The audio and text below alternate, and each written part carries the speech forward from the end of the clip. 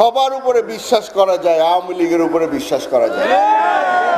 বিএনপির জাতীয় নির্বাহী কমিটির সদস্য হুম্মাম কাদের চৌধুরী হই নোংরা রাজনীতি আওয়ামী লীগের গৈত্য এনারা নৈজ মনে রাখিবেন ব্যাকুলরে বিশ্বাস করা যায় কিন্তু আওয়ামী লীগের নয়। যারা যারা আওয়ামী লীগকে সমর্থন দিয়েছে, যারা যারা আওয়ামী লীগকে ভোট দিয়েছে, তারাও আমাদেরই পরিবারের মানুষ।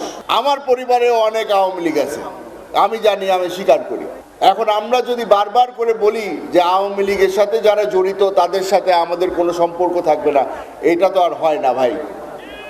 আপনাদের ধরে নিতে হবে যে যারা আওয়ামী লীগ করে তারা সারা জীবন আওয়ামী লীগই করবে।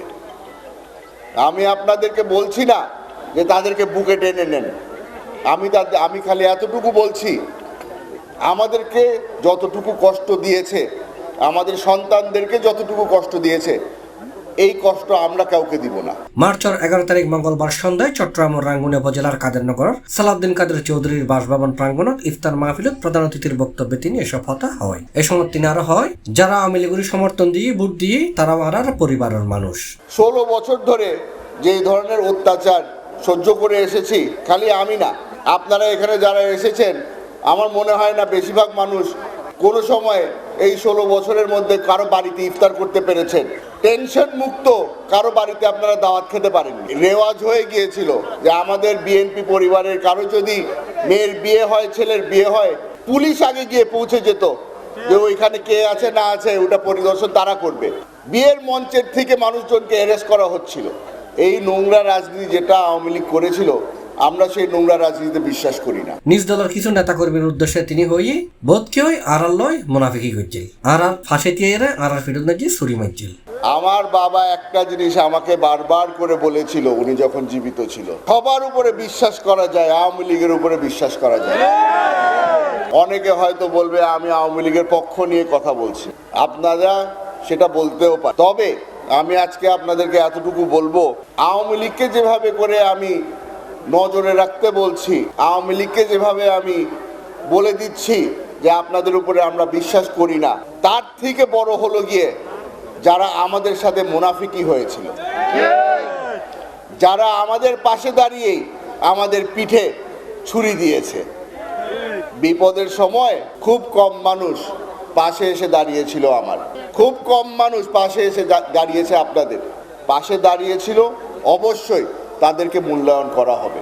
আর গত ইফতার মাহফিল আগুন জ্বালাই দি পণ্ডগুড়ি দ্বীপের হতা উল্লেখ করে হুম্মাম কাদের হই আমরা যখন প্রোগ্রাম ডেকেছিলাম ইফতারের জন্য, এরকমই প্যান্ডেল টাঙা হয়েছিল, ওই প্যান্ডেলে আওয়ামী লীগ এসে আগুন দিল।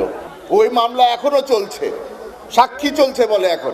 রাঙ্গুনিয়ার নেতৃত্ব প্রসঙ্গে তিনি হই আর বাপ ওয়াদা করি গেইল মরি গেলি তারা দাফন যান রাঙ্গুনিয়াত করা হয় যে সালাউদ্দিন কাদের চৌধুরীর পরিবার রাঙ্গুনিয়া ছেড়ে কোনো সময় যাবে না।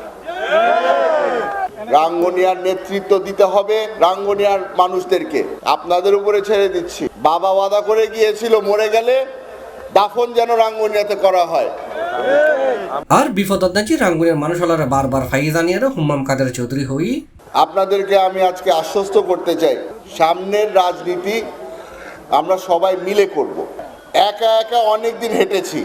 রাঙ্গুনিয়ার 4 লক্ষ মানুষ, 4 লক্ষ মানুষের মধ্যে 2,60,000 ভোটার, আমাদের সকলের পাশে দাঁড়াতে হবে। উপজেলা ও পৌরসভা বিএনপি এবং অঙ্গ সংগঠনের উদ্যোগে আয়োজিত সভার সভাপতিত্ব করছে রাঙ্গুনিয়া উপজেলা বিএনপির সিনিয়র যুগ্ম আহ্বায়ক অধ্যাপক মোহাম্মদ মহসিন। এর বিশেষ অতিথি আছেন চট্টগ্রাম উত্তর জেলা বিএনপি নেতা শওকত আলী নূর, মোহাম্মদ জাহাঙ্গীর আলম চেয়ারম্যান, অ্যাডভোকেট কামাল হোসেন চৌধুরী, চট্টগ্রাম উত্তর জেলা যুবদলের সিনিয়র সহসভাপতি মোহাম্মদ ইউসুফ চৌধুরী সহ আরো অনেকে। আর অনুষ্ঠানের সঞ্চালনা করছে মাকসুদুর রহমান চৌধুরী, মোহাম্মদ ফারুকুল ইসলাম। ইন্দি ইফতার মাহফিলের গিরি কাদরনগর নেতাকর্মীর ভিড় লক্ষ্য করা গিয়ে গুজ্জের ফরত্তর নেতাকর্মীরা হাতনগর আসতে শুরু করে। দীর্ঘদিন পর মুখরিত এটি সালাউদ্দিন কাদের চৌধুরীর রাঙ্গুনিয়ার বাসভবন প্রাঙ্গণ। এর আগর ইফতার মাহফিল ফুরিদ্বীপের খুব আসিল ব্যাকুনুর বক্তব্য নাকি স্পষ্ট। বক্তব্য শেষে সালাউদ্দিন কাদের চৌধুরীর মতো নারায় তাকবীর দলিজের উপস্থিত নেতাকর্মীদের উজ্জীবিত করে তুললেন হুম্মাম কাদের চৌধুরী। এ সময় ঈদুল নামাজ রাঙ্গুনিয়া আদায় এবং মডেল মসজিদ নাকি জুম্মা আদায় করিয়ে নিয়মিত নেতাকর্মীরা সাক্ষাৎ করিবে প্রত্যয় ব্যক্ত করছি তিনি। C+ TV, Chittagong.